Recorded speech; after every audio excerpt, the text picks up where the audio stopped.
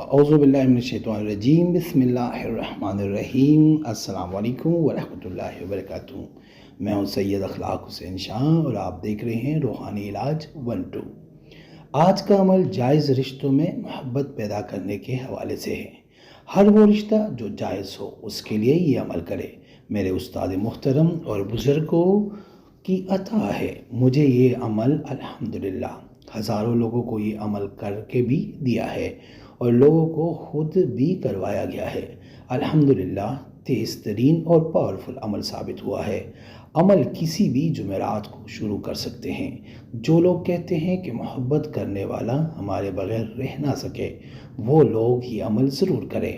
अमल की इजाज़त आम है लेकिन जायज़ मकसद के लिए।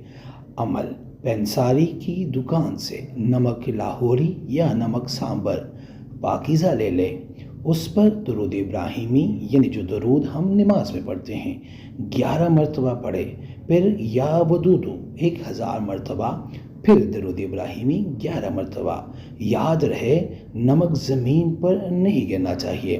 फिर उसके बाद बिस्मिल्लाहिर्रहमानिर्रहीम कद शअफ़हा हब्बा 313 मरतबा और युहिब्बूनहुम कहिब्बुल्लाह वल्लज़ीना आमनू अशद्दु हुब्बल लिल्लाह 101 मरतबा पढ़कर नमक पर दम करें और वो नमक घर के खाने के मामूल में रखें।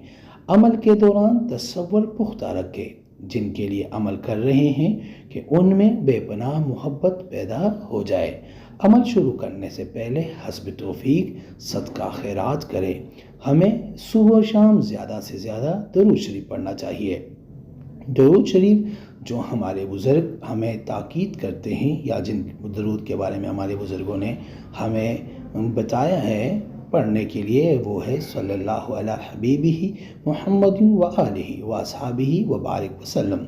जिसने ये वजीफ़ा करना है वो 3 बार सूरह फातिहा पढ़कर नबी पाक सल्लल्लाहु अलैहि वसल्लम को हदिया करके सुभान अल्लाह लिखते। इजाज़त है।